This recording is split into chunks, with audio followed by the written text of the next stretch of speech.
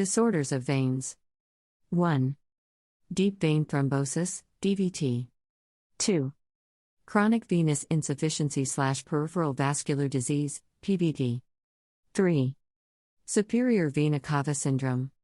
4. Varicose veins and spider veins. 1.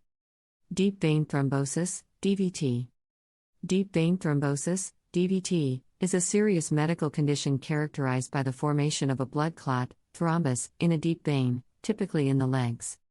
DVT can be a potentially life-threatening condition because if the blood clot dislodges and travels to the lungs, it can cause a pulmonary embolism, which is a medical emergency. Here are some key points about deep vein thrombosis. Causes. Stasis of blood flow. DVT often occurs when there is a slowdown or stasis of blood flow in the deep veins, which can happen due to long periods of immobility, for example, during long flights or bed rest after surgery. Damage to vein walls. Injury or damage to the inner lining of a vein can trigger the formation of a blood clot.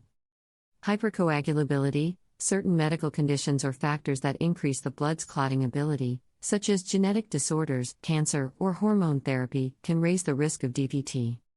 Risk factors. Several factors increase the risk of developing deep vein thrombosis, including previous DVT or family history of DVT. Prolonged immobility, for example, long trips, bed rest, or immobilization due to injury. Recent surgery, especially orthopedic surgery involving the legs or hips. Cancer and cancer treatments. Obesity. Pregnancy in the postpartum period.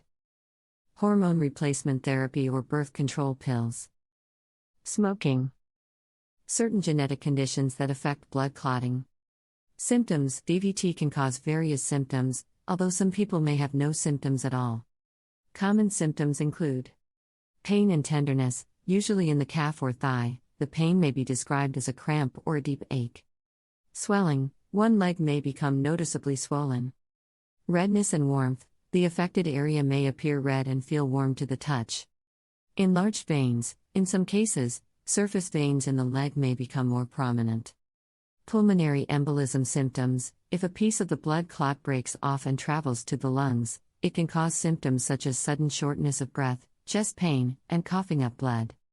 This is a medical emergency. Treatment. Treatment for DVT typically involves anticoagulant medications. Blood-thinning medications, such as heparin and warfarin, are used to prevent the clot from growing larger and to reduce the risk of further clots forming. Compression stockings. Graduated compression stockings can help reduce swelling and improve blood flow in the legs. Inferior vena cava, IVC, filters. In rare cases where anticoagulation therapy is not an option or has not been effective, a filter may be placed in the vena cava, the large vein that carries blood from the lower body to the heart, to prevent clots from reaching the lungs. Thrombolytic therapy. In severe cases, clot-dissolving medications may be used to break up the clot. Elevation and movement. Elevating the affected leg and regularly moving it, along with walking, can help improve blood flow. 2. Chronic venous insufficiency/peripheral vascular disease, PVD. Chronic venous insufficiency, CVI, is a medical condition that occurs when the veins in the legs have difficulty returning blood from the legs to the heart effectively. This condition typically affects the lower extremities and is often a result of damage to or malfunction of the valves within the veins. Here are some key points about chronic venous insufficiency. Causes. Valve dysfunction. The most common cause of CVI is damage or incompetence of the one-way valves in the leg veins. These valves help prevent blood from flowing backward, reflux, as it moves from the legs back to the heart. When these valves become weak or fail to function correctly, blood can pool in the veins, leading to increased pressure. Deep vein thrombosis, DVT. A history of deep vein thrombosis, a condition characterized by the formation of blood clots in the deep veins of the legs, can damage the vein walls and valves, increasing the risk of CVI. Venous hypertension. Elevated pressure in the veins, often due to factors like obesity or standing for long periods, can contribute to CVI. Pregnancy. The increased blood volume and pressure during pregnancy can sometimes lead to the development of CVI. Symptoms. CVI can cause a variety of symptoms, including leg pain, often described as aching or throbbing, especially after prolonged standing or sitting. Swelling, edema, or swelling of the lower legs and ankles is common. Skin changes. Over time, the skin may become discolored, typically turning brown or red, due to chronic inflammation and minor bleeding. Varicose veins. The development of varicose veins, which are enlarged, twisted veins that may protrude from the skin's surface. Ulcers. In severe cases, CVI can lead to the formation of venous ulcers, particularly around the ankles. These ulcers can be painful and difficult to heal. Treatment. Treatment for CVI focuses on improving symptoms, preventing complications, and promoting better blood flow. Treatment options include compression therapy, the use of compression stockings or bandages to help reduce swelling and improve blood flow. Lifestyle modifications, elevating the legs, regular exercise, weight management, and avoiding prolonged periods of standing or sitting can help manage symptoms. Medications. Medications may be prescribed to manage pain, reduce inflammation, or prevent blood clots, depending on individual needs. Minimally invasive procedures. For more severe cases, procedures such as endovenous laser treatment, EVLT, radiofrequency ablation, or sclerotherapy may be performed to close off or remove damaged veins.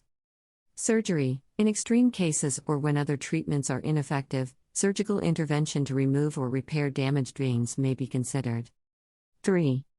Superior vena cava syndrome. Superior vena cava syndrome, SVCS, is a medical condition that occurs when the superior vena cava, a large vein that carries deoxygenated blood from the upper body back to the heart, becomes partially or completely obstructed or compressed. This obstruction can disrupt blood flow and lead to various symptoms.